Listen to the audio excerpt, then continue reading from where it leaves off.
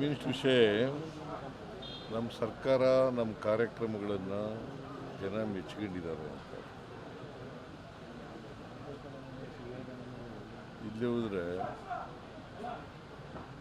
ನಾವು ಕಳೆದ ಸಾರಿ 3 by election, ಈ ಸಾರಿ 2 ಬೈ ಎಲೆಕ್ಷನ್ನು ಗೆಲ್ಲಕ್ಕಾಗ್ತಿದ್ವಿ. ಜನರ ಆಶೀರ್ವಾದ ಇದೆ ನಮ್ಮ ಮೇಲೆ, ಜನರ ಅಭಿಮಾನ, ಪ್ರೀತಿ ಮತ್ತು ಆಶೀರ್ವಾದ ನಮ್ಮ ಮೇಲೆ ಇರೋದ್ರಿಂದ ನಾವು ಗೆಲ್ಲಲಿಕ್ಕೆ ಸಾಧ್ಯ ಆಗಿದೆ. ಸರ್, ಈ ಫಲಿತಾಂಶದಿಂದ CM ಕುರ್ಚಿಯ ವಿಚಾರ ತೆರೆ ಮುಗ್ದೋಗುತ್ತೆ ಸರ್? ಹೈಕಮಾಂಡ್ನವ್ರು ತೀರ್ಮಾನ ಮಾಡ್ತಾರೆ ರೀ. ಪುನಃ ಅದನ್ನೇ ಕೇಳಿದ್ರೆ ಸುತ್ತಿ ಬಳಸಿ ಮಾತಾಡ್ತಿದ್ದಾರೆ. ಅದಕ್ಕೆ ಹೈಕಮಾಂಡ್ನವ್ರು ಏನು ತೀರ್ಮಾನ ಮಾಡ್ತಾರೆ ಅದು. ದೆಹಲಿಗೆ ಹೋಗ್ತಾ ಇದ್ದೀರಾ ಸರ್? ದೆಹಲಿಗೆ ಹೋಗ್ತಿದ್ದೀರಾ ಸರ್? ಇಲ್ಲಿ ಕರೆದ್ರೆ ಹೋಗ್ತೀವಿ. ಅಲ್ಲ, ಸಂಪುಟ ಪುನರ್ರಚನೆ ವಿಚಾರನಾ ಅಥವಾ ಬೇರೆ ಏನು ವಿಚಾರ? ದಿಲ್ಲಿಗೆ ಕರೆದ್ರೆ ಹೋಗ್ತೀನಿ. ಇಲ್ಲಿವರೆ ನಾನೇ ಹೋಗ್ಬೇಕಾದ್ರೆ ರಾಹುಲ್ ಗಾಂಧಿ ಅಪಾಯಿಂಟ್ಮೆಂಟ್ ಕೊಟ್ಟಾಗ ಹೋಗ್ತೀನಿ. ಸಂಪುಟ ಪುನರ್ರಚನೆ ಸರ್? ಸಂಪುಟ ಪುನರ್ರಚನೆ ವಿಚಾರವಾಗಿ ಮಾತುಕತೆ ಕೇಳಬರ್ತಲ್ಲ, ಆ ವಿಚಾರವಾಗಿ ಚರ್ಚೆಗೆ ನಾವು ಹೋಗ್ತೀರಾ ಅಂತ? ರಾಹುಲ್ ಗಾಂಧಿ ಅವರು ಅಪಾಯಿಂಟ್ಮೆಂಟ್ ಕೊಟ್ಟ ಮೇಲೆ ತೀರ್ಮಾನ ಮಾಡ್ತಾರೆ. ಆ ವಿಚಾರಕ್ಕೆ ಕೇಳಿದ್ದೀರಾ ಸರ್? ಈಗ ಅಪಾಯಿಂಟ್ಮೆಂಟ್ ಕೇಳಿದ್ದೀರಾ ಸರ್? ಅಪಾಯಿಂಟ್ಮೆಂಟ್ ಕೇಳಿದ್ದೀರಾ ಸರ್? ಈಗ ಜನಾಭಿಪ್ರಾಯ ಕಾಂಗ್ರೆಸ್ ಸರ್ಕಾರದ ಪರ ಇರೋದ್ರಿಂದ ಸ್ಥಳೀಯ ಸಂಸ್ಥೆ ಚುನಾವಣೆಗಳನ್ನು ಮಾಡ್ತೀರಾ? GBI ಇರ್ಬೋದು, ಸ್ಥಳೀಯ ಸಂಸ್ಥೆಗಳ ಚುನಾವಣೆ ಮಾಡ್ತೀವಿ. ತಕ್ಷಣದಲ್ಲೇ ಮಾಡ್ತೀವಿ. ಸರ್, ಈ ರಿಸಲ್ಟಿಂದ ಪ್ರತಿಪಕ್ಷಗಳ ತಂತ್ರ ಏನು ಕೆಲಸ ಮಾಡಿಲ್ಲ ಅಂತ ಅಲ್ಲ ಸರ್? ಪ್ರತಿಪಕ್ಷಗಳು ಏನು ತಂತ್ರ ಮಾಡೋದು ಅದೇನು ಕೆಲಸ ಮಾಡಿಲ್ಲ. ಏನು ತಂತ್ರ ಇದೆ ಅವರಿಗೆ? ತಂತ್ರನೂ ಇಲ್ಲ, ಕುತಂತ್ರಿಗಳು ಅವರು ಅಷ್ಟೇ. ತಂತ್ರಗಾರಿಕೆ ಏನು ಮಾಡಲ್ಲ, ಕುತಂತ್ರ ಮಾಡ್ತಾರೆ ಅಷ್ಟೇ. ಈ ಫಲಿತಾಂಶದಿಂದ ತಾವು 5 ವರ್ಷ ಕಂಪ್ಲೀಟ್ ಮಾಡ್ತೀರಾ ಅಂತಾರೆ ಸರ್? ತಾವು 5 ವರ್ಷ ಕಂಪ್ಲೀಟ್ ಮಾಡ್ತೀರಾ ಅಂತಾನೆ ಸರ್? ನಮ್ಮ ಪಕ್ಷ 5 ವರ್ಷ ಕಂಪ್ಲೀಟ್ ಮಾಡ್ತೀವಿ. ಅಲ್ಲ, ತಾವು ಸರ್ ಚೀಫ್ ಮಿನಿಸ್ಟರ್ ಪುನಃ ಅದನ್ನೇ ಹೇಳಿದ್ರೆ ಏನು ಪ್ರಯೋಜನ? ಹೈಕಮಾಂಡ್ನವ್ರು ಏನು ತೀರ್ಮಾನ ಮಾಡ್ತಾರೆ ಅದರಂತೆ ಯಾಕಂದ್ರೆ 5 ವರ್ಷ ಇರಬೇಕು ಅಂತಂದ್ರೆ ಇರ್ತೀನಿ ಸರ್. 83ನೇ ವರ್ಷಕ್ಕೆ ಚೀಫ್ ಮಿನಿಸ್ಟರ್ ಆಗಿ ತಾವು ಭಾಳ ಸೀನಿಯರು, ಅಂದರೆ ಇಡೀ ದೇಶದಲ್ಲಿ ತಾವೇ ನಂಬರ್ 1 ಆಗಿದ್ದೀರಿ. ಹಾಗಾಗಿ 85ನೇ ವರ್ಷದ ಮುಗಿಸ್ತೀರಾ ಅಂತ? ಹೌದು. ಈಗ 83ನೇ ವರ್ಷಕ್ಕೆ ಚೀಫ್ ಮಿನಿಸ್ಟರ್ ಆಗಿರೋ ನೀವೇ ಸರ್.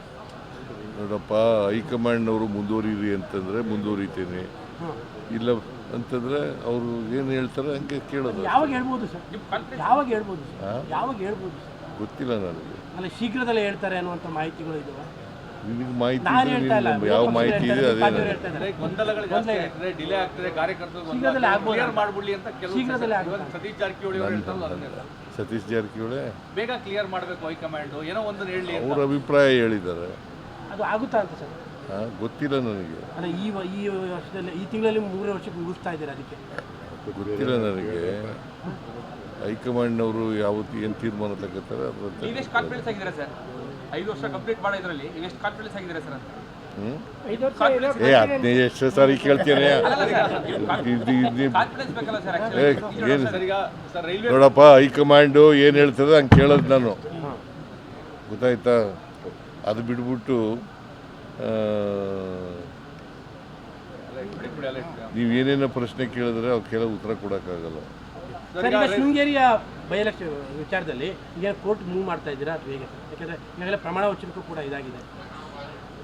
ಶೃಂಗೇರಿಯ ಮರುಮತ ಎಣಿಕೆ ವಿಚಾರದಲ್ಲಿ ಕೋರ್ಟಿಗೆ ಮೂವ್ ಮಾಡಿಸ್ತಾ ಇದ್ದೀರಾ? ಕೋರ್ಟ್ಗೆ ಹೋಗ್ತಾರೆ. ಕೋರ್ಟ್ಗೆ ಹೋಗ್ತಾ ಇದ್ದೀರಾ ಸರ್? ಅಲ್ಲಿಗೆ ಅದು ಕ್ಲಿಯರ್ ಕಟ್ಟಾಗಿ ಸಮಸ್ಯೆ ಆಗಿದೆ ಅಂತ. ಅಲ್ಲಿ ಕ್ರಿಮಿನಲ್ ಕಾನ್ಸ್ಪಿರಸಿ ಮಾಡಿದ್ದಾರೆ.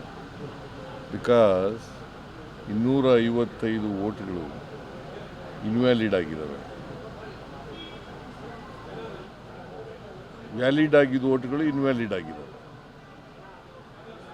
ಹೆಂಗೆ ಸಾಧ್ಯ ಆಗುತ್ತೆ? ಈಗ ಪೋಸ್ಟಲ್ ಬ್ಯಾಲೆಟ್ಸು ಪೇಪರು, ಪ್ರತಿಯೊಂದು ಬ್ಯಾಲೆಟ್ನೂ ಕೂಡ ಎಲ್ಲ ಏಜೆಂಟ್ಗಳಿಗೂ ತೋರಿಸಿರ್ತಾರೆ. 12 ಜನ ಅಭ್ಯರ್ಥಿಗಳಿದ್ದಾರೆ, 12 ಜನ ಏಜೆಂಟ್ಗಳಿರ್ತಾರೆ, 12 ಜನಕ್ಕೂ ತೋರಿಸಿರ್ತಾರೆ. ತೋರಿಸಿ ಅದು ವ್ಯಾಲಿಡ್ ಅಂತ ತಾನೇ ಮಾಡಿರೋದು. ಆಮೇಲೆ ಇನ್ವ್ಯಾಲಿಡ್ ಅಂತಂದರೆ ಮಾರ್ಕ್ ಆಗಿದ್ದಾರೆ. ಆ ಮಾರ್ಕ್ ಹಾಕ್ಬೇಕಾದ್ರೆ ಅದು ಸಬ್ಸಿಕ್ವೆಂಟಾಗಿ ಹಾಕಿರೋದು. ಬಹುಶಃ ನನ್ನ ಪ್ರಕಾರ ಹಿಂದಿನ ಸರ್ಕಾರ ಇತ್ತಲ್ಲ, BJP ಸರ್ಕಾರ ಇತ್ತಲ್ಲ, ಅವರು ಆ ಕಾಲದಲ್ಲೇ ಮಾಡಿರತಕ್ಕಂಥದ್ದು. ಬಿಕಾಸ್ ಕೌಂಟಿಂಗ್ ಆದಮೇಲೆ ಬಾಕ್ಸ್ಗಳನ್ನು ಕೊಟ್ಟು ಕಳಿಸ್ತಾರೆ. ಆ ಟೈಮ್ನಲ್ಲಿ BJP ಅವರು ಮತ್ತು ಕ್ಯಾಂಡಿಡೇಟು ಜೀವರಾಜ್ ಅವರಿಬ್ಬರು ಕ್ಯಾಂಡಿಡೇಟು ಮತ್ತು ಈ ಸಿಬ್ಬಂದಿ ಅವರೆಲ್ಲ ಸೇರ್ಕೊಂಡು ಮಾಡಿರ್ತಾರೆ. ತಿದ್ದಿದ್ದಾರೆ ಡೌಟ್ ನಮಗೆ ಅದೇ ಇಲ್ಲ, ಡೌಟ್ ಅಲ್ಲ, ತಿದ್ದಿದ್ದಾರೆ. ಕ್ಲಿಯರ್. ಈಗ ಕೋರ್ಟಿಗೆ ಮೂವ್ ಮಾಡ್ತಾ ಇದ್ದೀವಿ. ಕೋರ್ಟಿಗೆ ಹೈಕೋರ್ಟ್ ಹೇಳುತ್ತೆ ಪೊಲಿಟಿಕಲ್ ಪ್ರೆಷರಿಂದ ಕೇಸ್ FIR ಮಾಡಿದ್ದಾರೆ ಜೀವರಾಜ್. ಪೊಲಿಟಿಕಲ್ ಪ್ರೆಷರ್ ಯಾವುದೂ ಇಲ್ಲ, ಪೊಲಿಟಿಕಲ್ ಪ್ರೆಷರ್ ಯಾವುದೂ ಇಲ್ಲ. ಸರ್, ಕೇರಳದಲ್ಲಿ ಚೀಫ್ ಮಿನಿಸ್ಟರ್ ಗೌರ್ಮೆಂಟ್ ಮಾಡ್ತಾ ಇದ್ದೀರಿ. ಕೇರಳದಲ್ಲಿ ನಿಮ್ಮ ಪಾರ್ಟಿ ಗೌರ್ಮೆಂಟ್ ಮಾಡ್ತಾ ಇದೆ.